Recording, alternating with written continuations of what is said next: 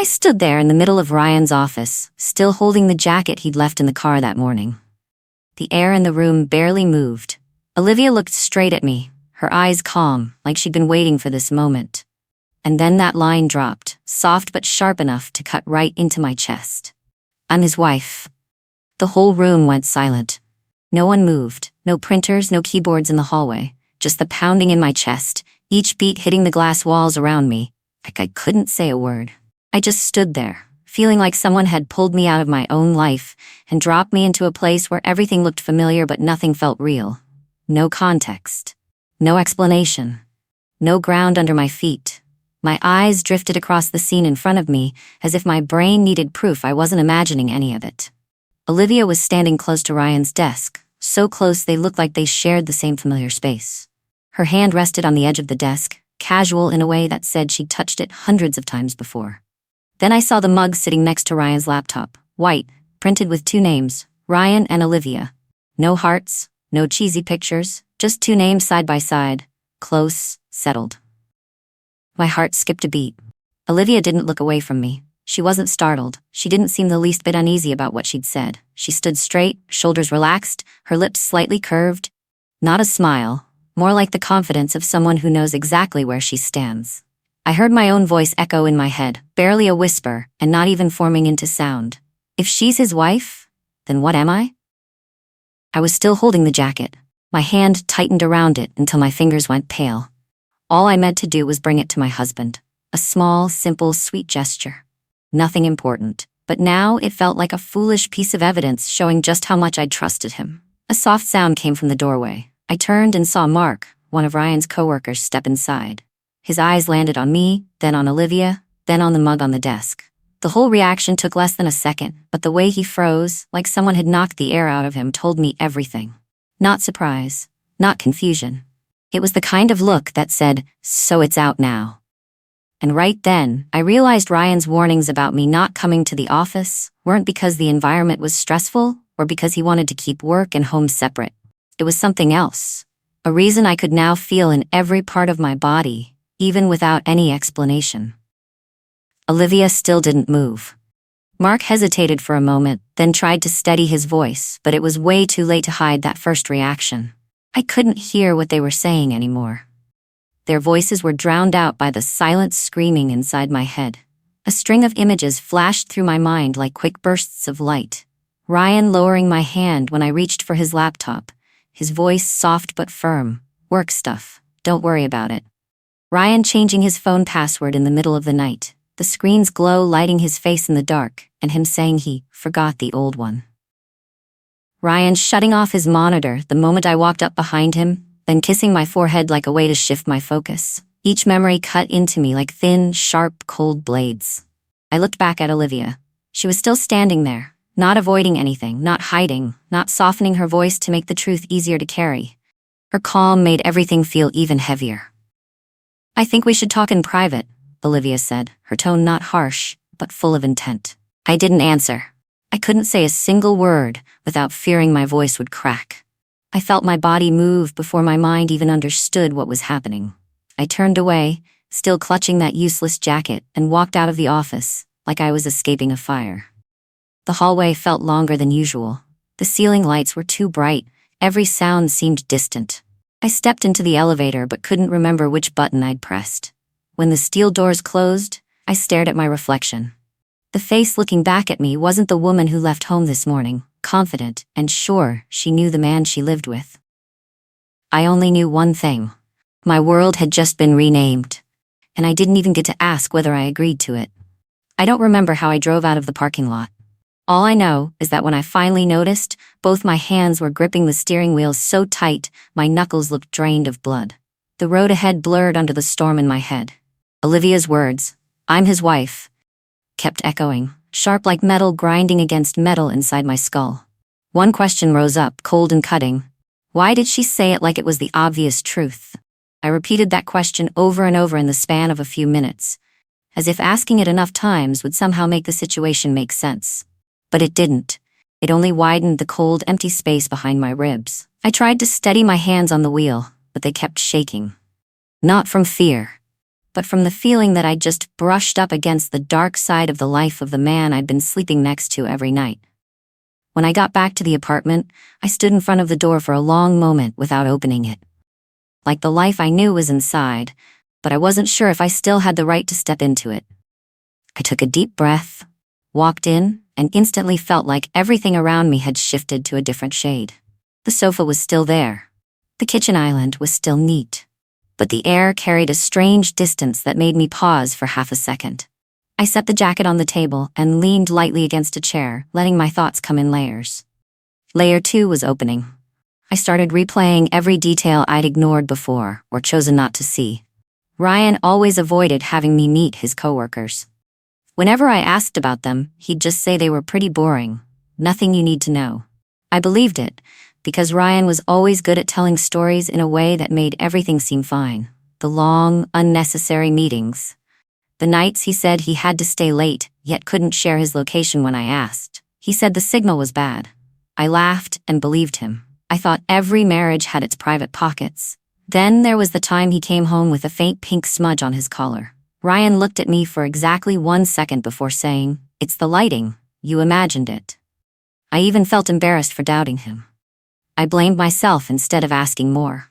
Another image slammed into me. The time he sent me a photo from his office. Bright, clean, his desk perfectly organized. But in the reflection on the glass frame behind him was the shape of a woman, standing slightly turned, long hair. Back then, I thought it was just someone walking by. But today, remembering it, that silhouette looked uncomfortably like Olivia. Pieces started falling into place, each one landing with a loud crack in my head, loud enough that I had to grip the counter to steady myself. The door opened. Ryan walked in. I stood up straight immediately, my body reacting before I could think. He looked at me, and I caught a flicker of unease in his eyes. Just a second, but 1 second was enough to tell me he knew what was coming. "You're home early," he said, trying to keep his voice even. I didn't go in circles. I didn't need to anymore. "Who is Olivia?" Ryan didn't move. His whole body tightened like a wire about to snap. His eyes shifted to the right, avoiding mine for 3 seconds before coming back. "You're overthinking," he said, too fast, too forcefully, like he'd rehearsed that line long before I asked it. I could see his breathing. Short, sharp. His hand gripped the phone in his pocket without taking it out, a reflex from someone holding a truth they refused to let go of. "Overthinking?" I repeated. "She called herself your wife." Ryan clenched his jaw. This time he didn't answer right away. The space between us stretched, thick and heavy, until I felt like I was sinking into the floor. I used to believe marriage was a safe place, I thought. But today, even his voice feels foreign. "You've misunderstood," Ryan finally said, lowering his voice like he was afraid someone outside might hear him. Misunderstood. The way he said those 2 words sent a cold wave over my skin. "Then explain," I said quietly. Not harsh, but sharp. Ryan opened his mouth, closed it, then looked away. Not to think, to choose his words. And in that moment, I knew. He wasn't afraid the truth didn't exist. He was afraid it was too obvious to deny. I stepped back. My body felt weightless, like the ground had been pulled out from under me. My phone buzzed. A message appeared from a number I knew belonged to Mark. "Emily, there's something you need to know. It's not what you think." My heart tightened. Not a soft squeeze, but the kind that cuts your breath in half. I didn't look at Ryan anymore. I just moved toward the kitchen, needing distance so I wouldn't suffocate. "Where are you going?" Ryan asked. "Not far," I said. My voice was so steady it surprised me. "Just somewhere I can hear myself." I stepped into the center of the kitchen. The neon light hit the counter, cold and neutral like an interrogation room. I put my hand on the edge to keep myself from shaking. But then I realized I was shaking. Not from fear, not from anger, but from something deeper, darker. A moment later, I heard Ryan moving in the living room, but I didn't look his way. I needed space. I needed a spot where I could understand what was happening. My phone screen was still lit with Mark's message. I replied with one line, "Where?" Mark sent the location right away. The back parking lot of an old office building. No one would be around at this hour.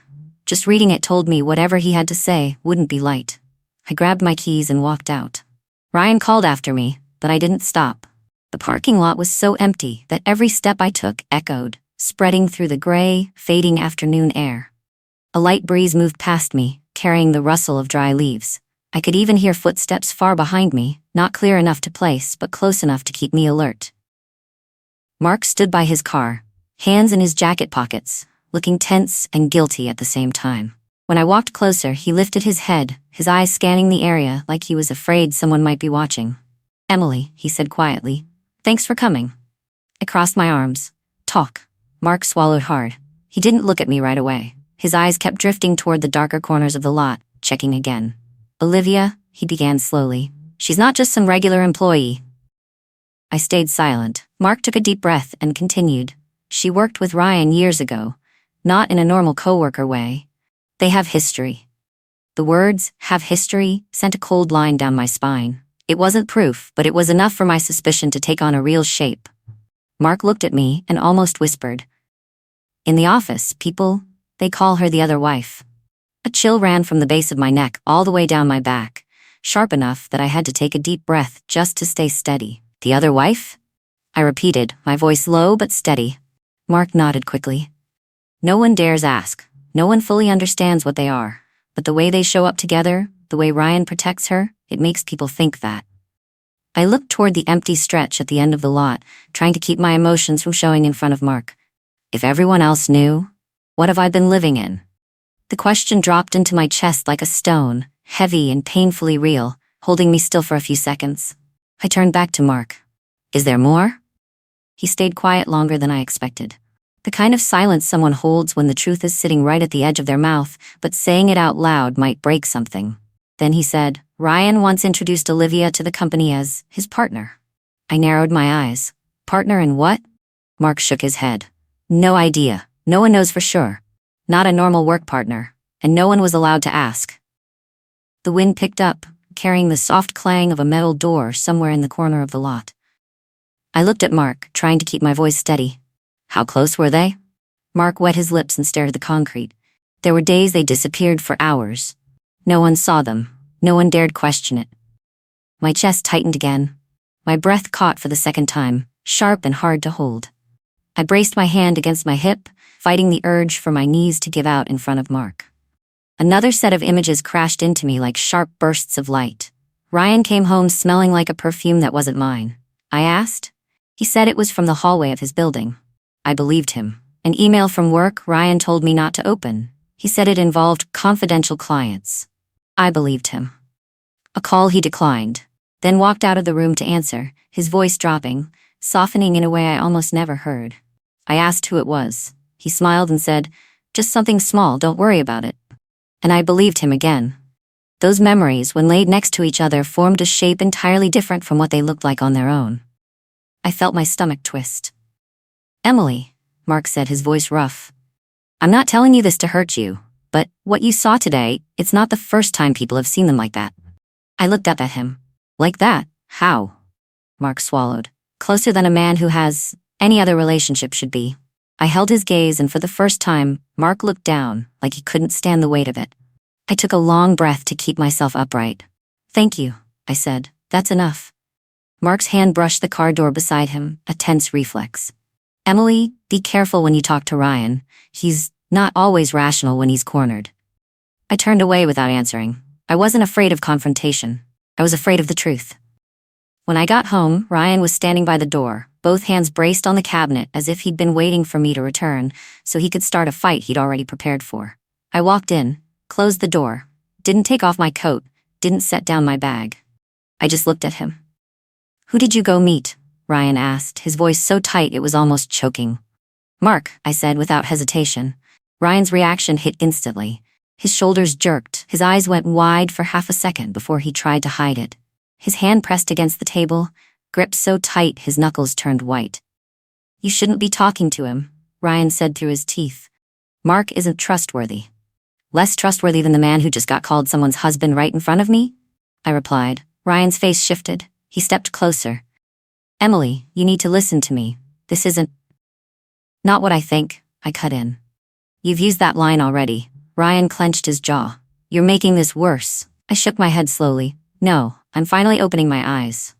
The silence after that stretched so long I could hear the soft hum of the AC behind us. Then Ryan snapped. "You think I'm cheating?"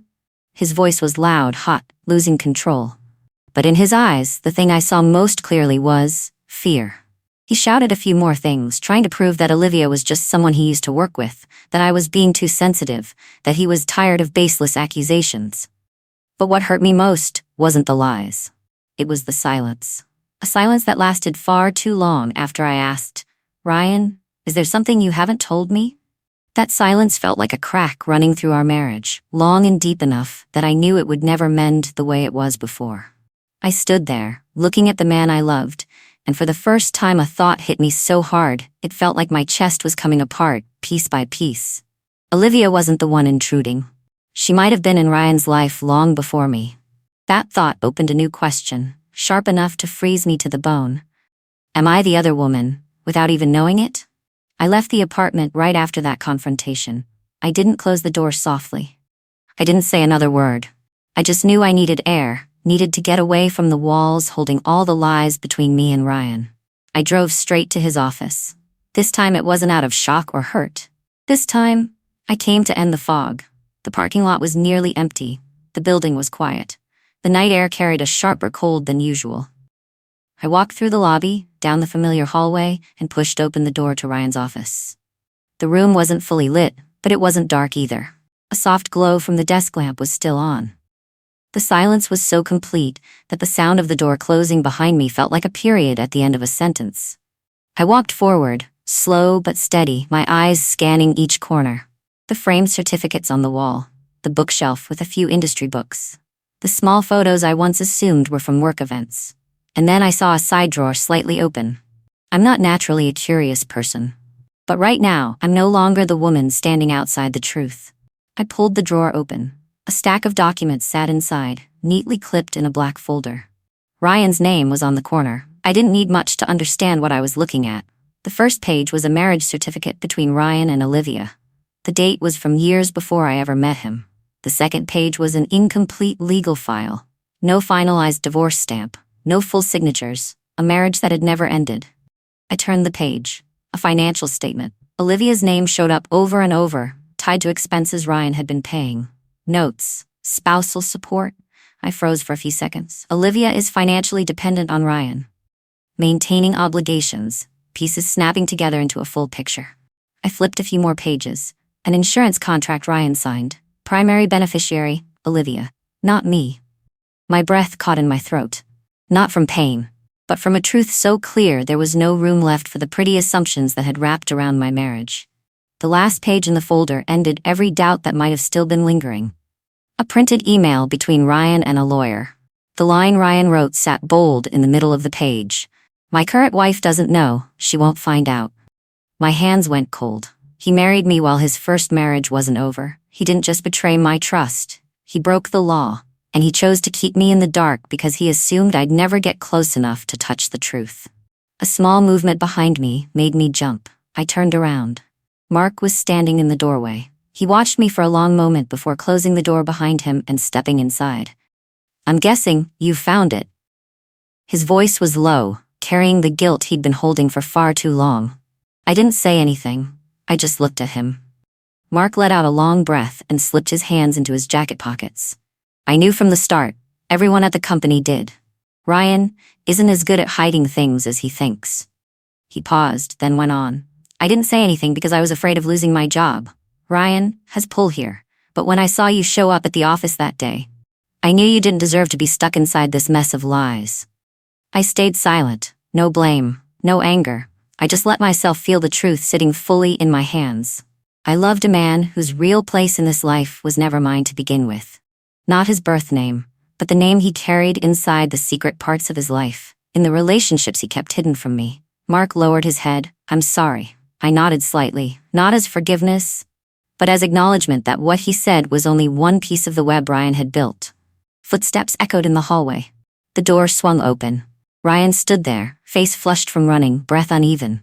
Olivia was right behind him, her expression as calm as every time I'd seen her. Ryan looked at me, at the folder in my hands, and I saw the exact moment he realized there was nothing left to hide. Emily, he said, voice so rushed it almost slipped over itself. It's not what you think. Olivia cut him off, not looking at me but staring straight at Ryan. Stop. Her voice was steady, slow, enough to shut him up instantly. She stepped into the room, arms crossed, her gaze sharp but not cruel. Ryan never had the courage to leave his old life. He just tried to build another one next to it. Then, she looked at me. I'm not here to fight you. I'm here to tell the truth. Ryan turned toward her, panic in his voice. Olivia, don't. Emily will misunderstand. I'm not misunderstanding, I said, cutting in for the first time. My voice was so calm it didn't even feel like mine. Ryan stepped closer, reaching out as if to take my hand. Emily, please, don't go. I'll explain everything. I made mistakes. But I love you. I need you. I looked at him, no tears, no shouting, just looking. Then I turned to Olivia. There was no triumph in her eyes, no smugness, just a simple truth. She understood Ryan in ways I was never even given the chance to. And it was her eyes, not Ryan's words, that told me what my heart had known but never dared to accept. If I stayed, I would disappear from my own life. I set the folder on the desk. Ryan, I said softly. I can't be here anymore. He grabbed for my hand, but I pulled it back. Not yanking, not harsh, just reclaiming it, like the final act of respecting myself. I turned and walked out of the office. No looking back. I didn't need to. Mark stepped aside to make room for me. Olivia didn't say another word. Ryan called my name, but his voice collapsed into the darkness he'd built around himself.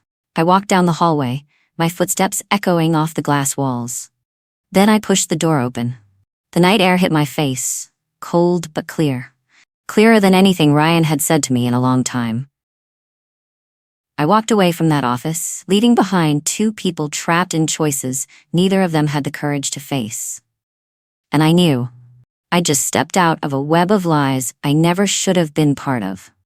When I got back to my apartment, I closed the door gently. The whole place was quiet, but not the heavy kind of quiet that had pressed on me for weeks. This time, the silence felt like the first breath after breaking the surface of the water. I stood in the living room and looked around. Everything was the same, but I wasn't. A simple truth settled in me like a warm ending. This wasn't the final chapter. It was the beginning. I took off my coat, set my keys on the table, and felt my hands finally stop shaking. The next day, I filed to end the marriage. No tears, no hesitation, just my signature, light as air. I sent the papers to the lawyer by email. When I hit send, I leaned back in my chair and closed my eyes. A quiet current spread through my chest, not happiness, not sadness, just clarity. That evening, I laced up my running shoes. I hadn't run in a long time, not because I was busy, but because I'd forgotten how much I liked the feeling of wind brushing past as my steps found their rhythm. The street was quiet. The soft yellow glow from the streetlights pooled gently onto the pavement. I wasn't running fast, but with every step, I felt something in me stitching itself back together. I started reading again. Not to distract myself, but to fill the beautiful spaces I'd once forgotten. In the evenings, I made a warm drink, leaned into the sofa, read a few pages, then set the book on my chest and let my breathing slow. I gave time to the small things. Opening the window for fresh air. Rearranging my workspace. Listening to a few light acoustic songs. Turning off my phone at night.